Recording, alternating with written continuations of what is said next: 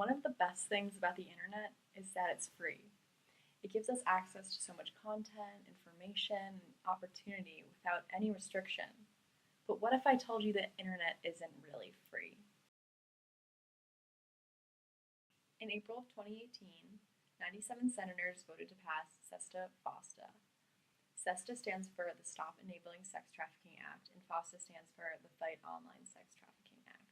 The reason it has two names is because SESTA is on the state level and FOSTA is on the national level. Trump officially signed this package into law on April 11th, 2018. You might have heard of this policy before and just not know what it stood for or what it meant. On the surface, it seems like a totally great thing. Anyone, Republican or Democrat, can agree that sex trafficking is really bad and it should be dealt with. And this is probably why it gained such widespread support, even from celebrities. SESTA-FOSTA went in to change Section 230 of the 1996 Communications Decency Act. This small but important section basically made it so that websites wouldn't be held accountable for the actions of their users. And this is important.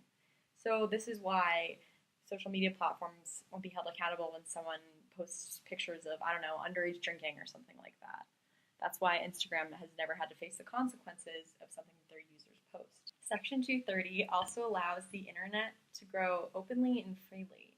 When websites aren't being held liable for the actions of their users, this makes it more likely for investors to put their money into startup websites. If there's not legal risk from user activity, sites are less likely to fail. So how did SESTA-FOSTA change Section 230? SESTA-FOSTA made it so that Section 230 would exclude posts about sex trafficking or promoting sex trafficking, making websites legally liable for these posts. This has caused many websites to delete entire sections, like the Craigslist personal section doesn't exist, and the entire Backpage website is no longer available. However, this is more threatening for smaller websites that can't afford the threat of a lawsuit. Again, on the surface, this seems like a good thing.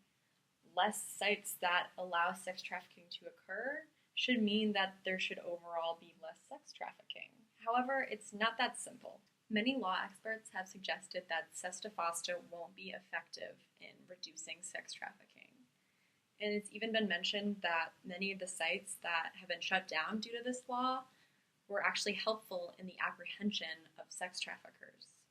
Now these perpetrators will be harder for law enforcement to find. Sex trafficking will still happen, but just in different places, like the dark web. And the dark web is much harder for law enforcement to get to, and it's much harder to prosecute perpetrators.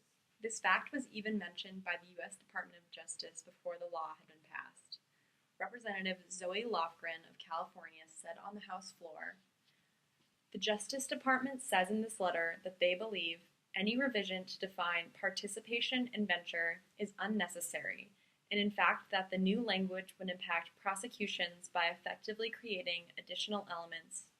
In fact, they say the amendment will make it harder to prosecute." So basically, SESTA-FOSTA is almost surely not a solution to sex trafficking and could potentially even be making the problem worse. In the next vlog, I'll be talking about how the law is already affecting real people. Thanks for watching. I'm Haley, and this is my vlog series, Seriously SESTA-FOSTA. See you next time.